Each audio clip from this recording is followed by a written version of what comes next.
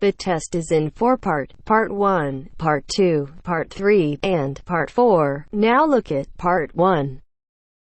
Part 1. You will hear a conversation between a travel agent and a customer. The customer wants to book a coach ticket. First, you have some time to look at questions 1 to 3.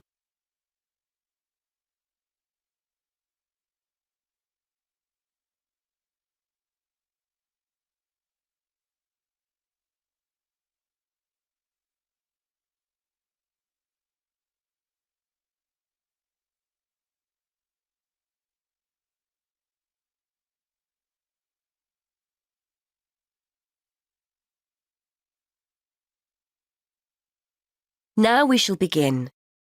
You should answer the questions as you listen, because you will not hear the recording a second time. Listen carefully and answer questions 1 to 3. Good morning. I'd like to book a coach to London. I was hoping you had something available this Saturday afternoon. Good morning, sir. Take a seat and I'll just check for you. Yes, we still have several free seats for Saturday. Where will you be leaving from?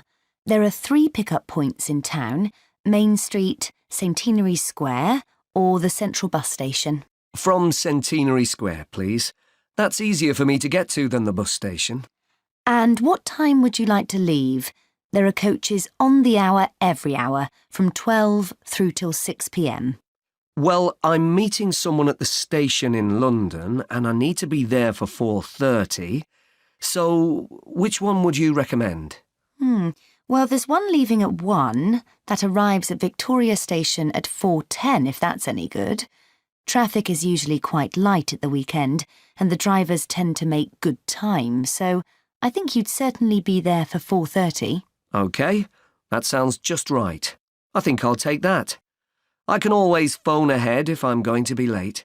And when are you returning, sir? Actually, I'm not sure when I'll be coming back, so I won't book a return ticket, just one way. I can always book you an open return if you'd like. You can use this at any time within the next month, as long as you contact us first to reserve a seat. Well, there's a chance I might be getting a lift back, you see, so I'll just pay for one way. I don't want to buy a return if I don't need it. OK, no problem. Are you travelling alone? Just the one ticket, please. I'm going down to visit my daughter at university. My son's meeting me at the station, so it's a proper family reunion.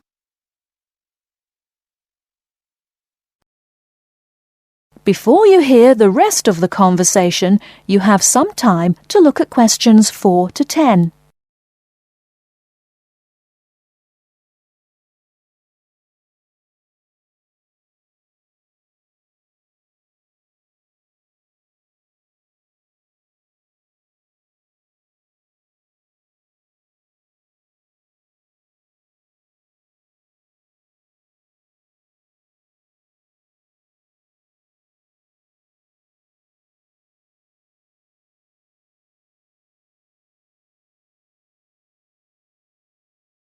Now listen and answer questions 4 to 10.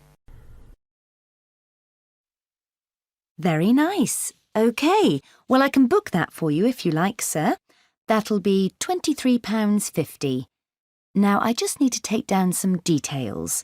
Can I have your name, please? Yes, it's Matthew Upton. That's U-P-T-O-N. And your address? 34 Allesley Road. Allesley, that's A-L-L-E-S-L-E-Y. And your telephone number? 01732 558 997. And your email address?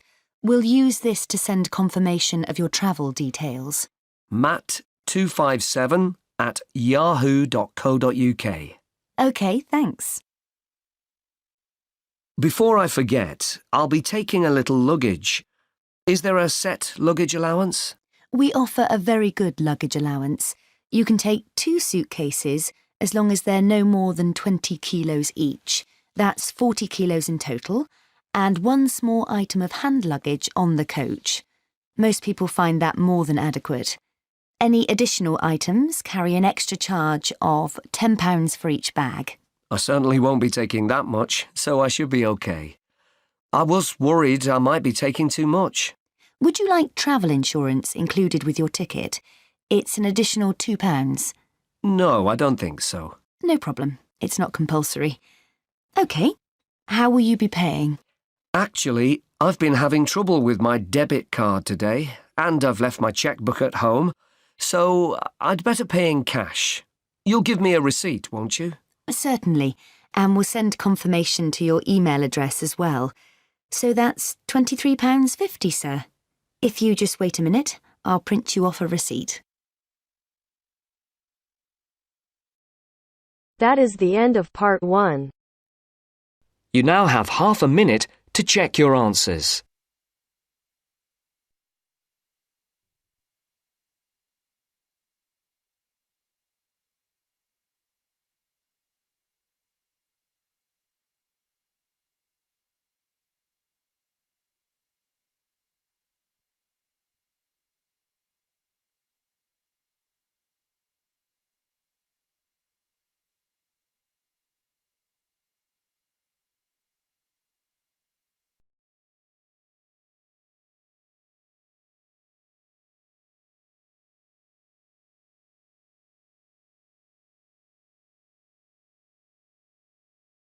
Now turns to part 2.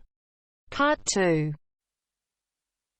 You will hear a woman talking about health and safety when using a computer. First, you have some time to look at questions.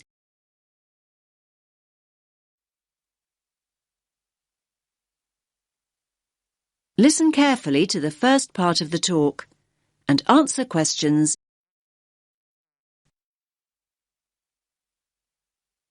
Hello everyone, and welcome to the second session on health and safety.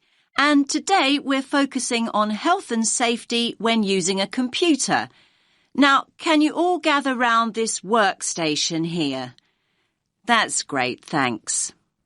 OK now, let's look at some equipment that is specifically designed for safe computer use. Firstly, take a look at this item here. Yes, the sloped slab in front of the keyboard. Does anyone know what it is? That's right, it's a wrist rest.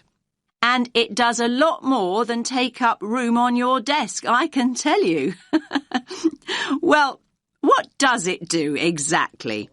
In actual fact, it's specifically designed to support your wrist when you're typing or when you're using a computer mouse. Now, the one I'm holding in my hand is made of foam rubber. Come on now, have a feel. You know you want to. Now, it's very flexible, isn't it? The padding is firm, but it also gives way when you press it, just like this. Here's another type, by the way. This one is filled with gel. Now, like the foam rubber type, it's got a firm surface, but when you press it like this, it gives way with a little spring. However, not all wrist rests are flexible like that. Some are made from hard plastic. That doesn't sound like a comfortable support for your wrist, does it? So, not to be recommended. OK, so we know what kind of material we're looking for in a wrist rest. But what else do we have to think about before we choose one? Now, look again at the foam rubber wrist rest here. You can see that the slope of the wrist rest and the height and the width too match the front edge of the keyboard here. And there are no sharp edges. Look, it's really nice and smooth.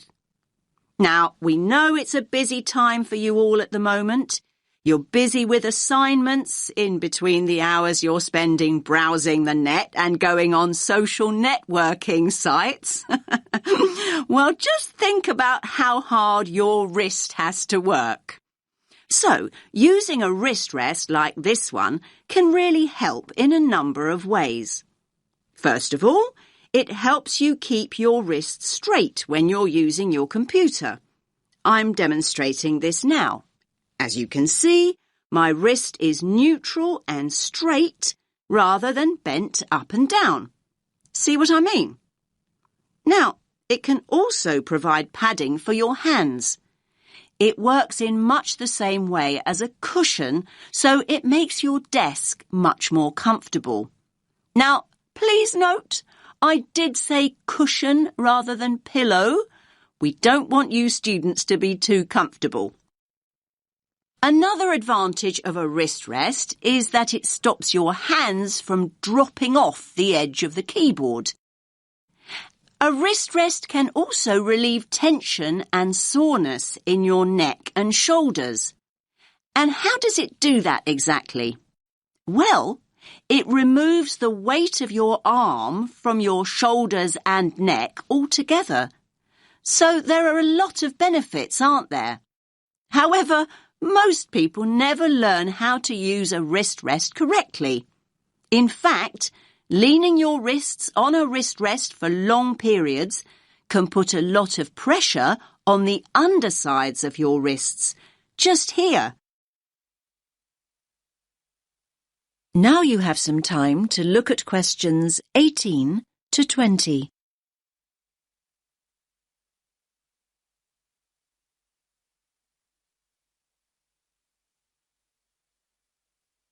Now listen to the rest of the talk and answer questions 18 to 20. So, to make the most of your wrist rest, it's really important to follow a few basic tips. First of all, make sure you place your wrist rest approximately 1.5 inches away from your keyboard, like this. And never ever place your wrists directly on your wrist rest. Instead, place the palm or ball of your hand on the rest. And another thing, don't use the wrist rest all the time, particularly when you're typing. Instead, your hands should be on the wrist rests during break periods, so between your typing sessions. This will avoid you putting strain on your wrists and fingers. Now, does anyone have any questions before we move on to computer glasses? That is the end of part 2. You now have half a minute to check your answers.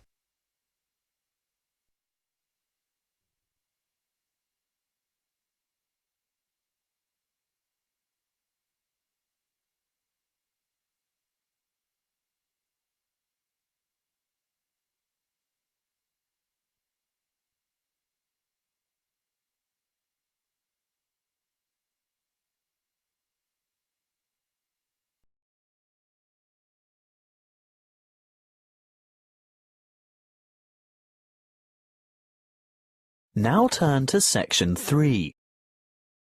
Section 3.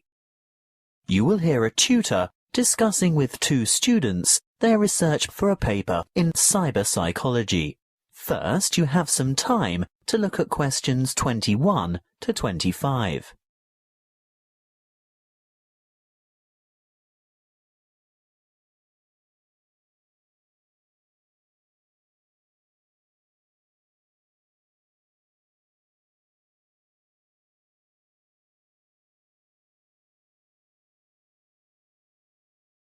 Listen carefully and answer questions 21 to 25. I'm very glad that the two of you decided to pursue this research topic, because I think it's not only much needed, but very relevant to current psychological concerns about addiction issues in young people. Now, tell me, how did you get started? Well, we looked around for problems, or perceived problems, that teenagers in general might encounter, and we came up with the extremely popular phenomenon of instant messaging and the implications that the use or overuse of this form of communication might have on teen behaviour. Then we decided to propose the concept of instant messaging addiction. By the way, do you mind if we abbreviate instant messaging to IM in our discussion? Not at all. But before you go any further, tell me something about the demographic sample you used. We chose a random sample of teenagers from Jiangsu province from a typical public middle school, and we considered this group to be representative of teenagers in urban China. We distributed 500 questionnaires and 450 were returned. The sample group was on average aged between 14 and 15 years. Internet addiction, or technological addiction as it's sometimes called, has been studied many times before. What makes your research different? Well, previous studies indicated that internet-dependent students are more likely to use instant communication, but we wanted to find out primarily whether IM addiction actually exists, and if so, what the symptoms are. And secondly, we wanted to know whether IM addiction could be predicted. And finally, whether addiction has an impact on academic performance. Quite a large undertaking. Tell me, what IM addiction symptoms did you identify among teenagers in your sample? We found 4 major IM addiction symptoms, which are remarkably similar to the symptoms used to identify substance dependence. Although here we're looking at behavioral addiction, not chemical addiction to drugs, alcohol, or the like. Yes, loss of control was a significant factor, which indicates that the addicts had less self-discipline. They could not control the amount of time they spent on IM, and they neglected their schoolwork, as well as other responsibilities or obligations they might have.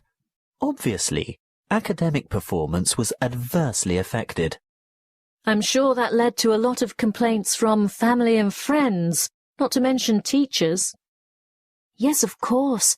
Another symptom was, as you would expect, a preoccupation with instant messaging. They would be annoyed if interrupted when chatting online, and they would feel depressed and moody when they couldn't.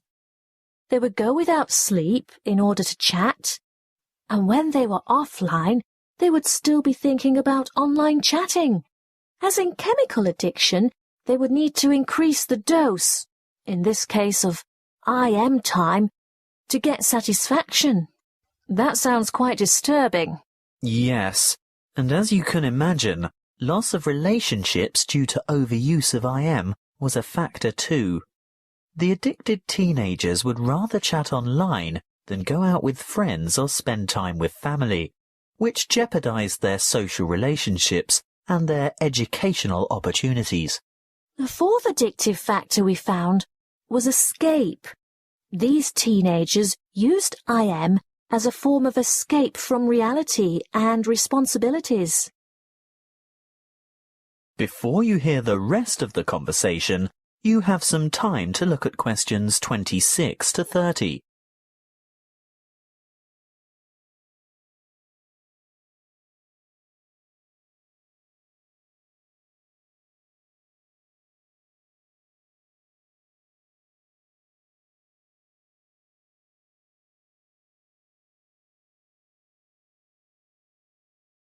Now listen and answer questions 26 to 30.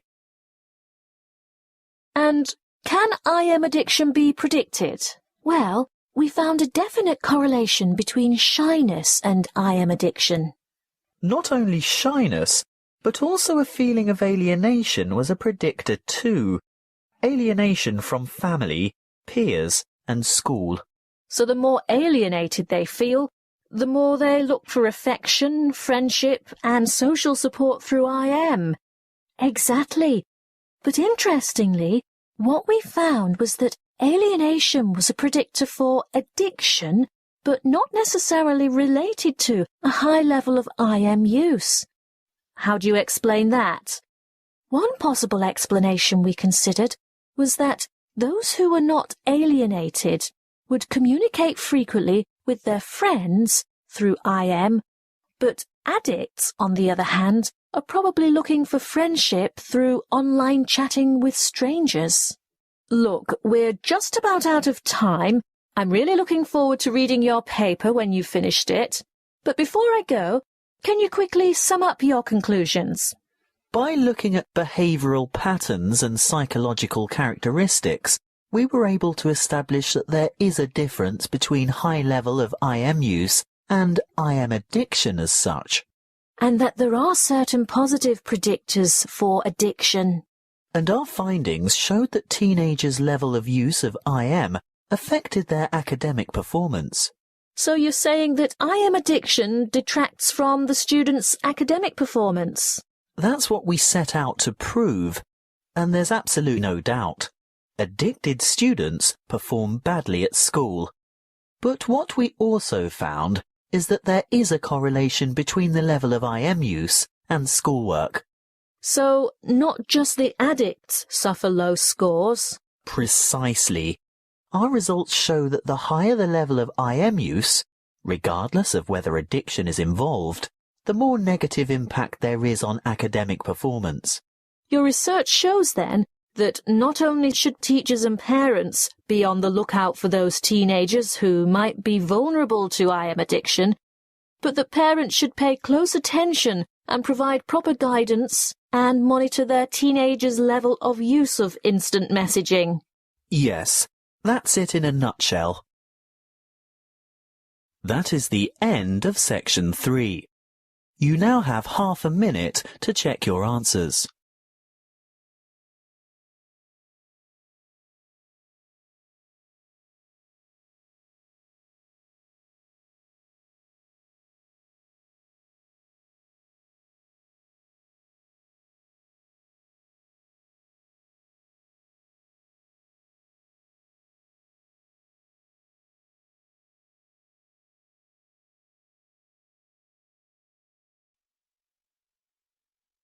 Now turn to section 4.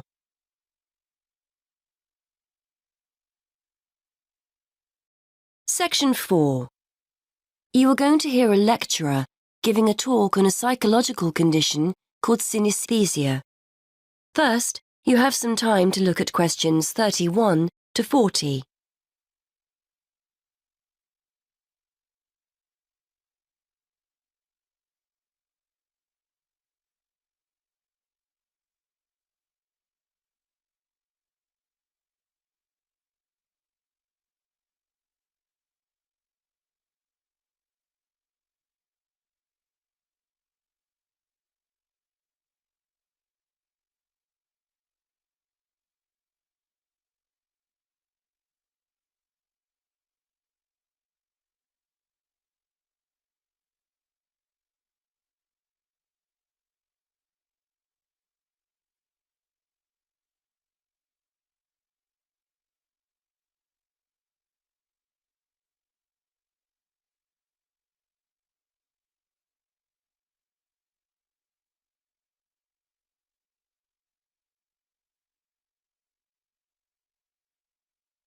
Now listen and answer questions 31 to 40. Today we're going to look at a fascinating condition that challenges the idea that we all see and experience the world around us in a similar way. For example, what do you see when I mention a day of the week or a month? What colour is the letter A or the number 10? If you often find yourself having more than the normal sensations, you too could have a condition known as synesthesia. Synesthesia is a harmless but fascinating condition which is often described by psychologists as the joining of the senses. We normally experience our senses individually, so we see a colour or hear a word, whereas people with synesthesia will find two or more senses being stimulated at the same time by a single stimulus. Some people will see or feel a colour when they hear a sound. Others will experience a taste or smell when another sense is stimulated. This happens automatically. The sensation can't be managed. People often go through life unaware that they have the condition. A common response from individuals who learn for the first time that they have synesthesia is one of surprise to discover that other people don't experience the same thing. It's a normal part of life for them, and they will rarely describe the symptoms negatively. To estimate the numbers of people with synesthesia, one group of researchers sat people in front of a computer and showed them letters and numbers in black. Participants were asked to choose a colour for each character they saw. A small proportion of participants, namely those with synesthesia, consistently described the same characters as having the same colours. On the basis of the results, researchers were able to predict that synesthesia affects about 1% of the population. This number has been confirmed in other research. Synesthesia takes many different forms, but the most common is to see or feel a colour in relation to letters and numbers. It's commonplace for people to identify A with red, B with blue, and so on. Some people will actually see a colour, but in most cases, it's a question of feeling or sensing the colour. However, it's just as commonplace to see days, months, letters and numbers spatially, that is, in lines or circles, for example.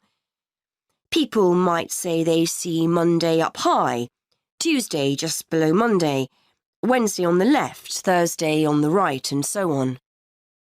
This doesn't mean that people with synesthesia always agree on what they sense. Two synesthetes will often argue over the colour of a letter, for example. But patterns emerge if a large enough sample of people are observed, providing clear evidence of this condition despite individual variations. Colour and spatial synesthesia are amongst the most common forms of the condition, but they are by no means the only way people experience it. One of the more interesting combinations is word-taste synesthesia. This occurs when words lead the person to experience tastes or certain taste sensations. So a person's name might have the flavour of a particular sweet.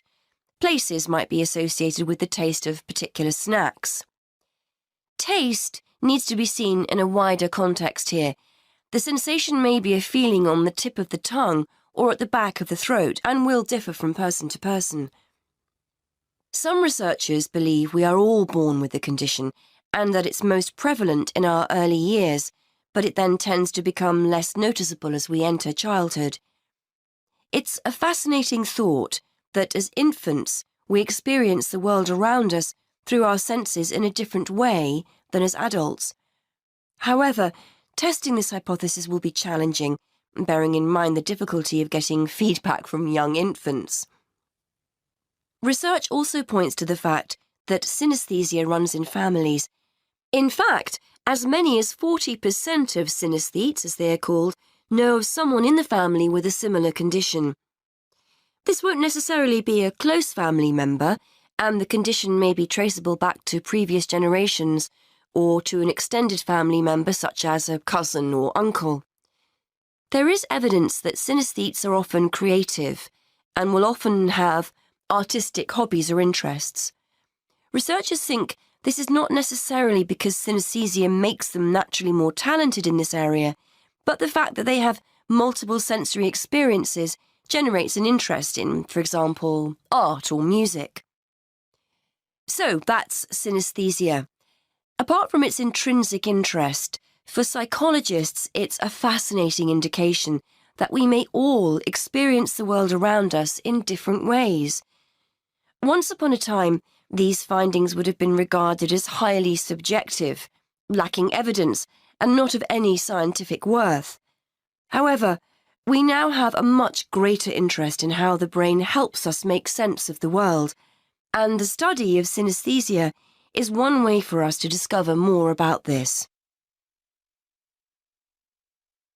That is the end of section 4. You now have half a minute to check your answers.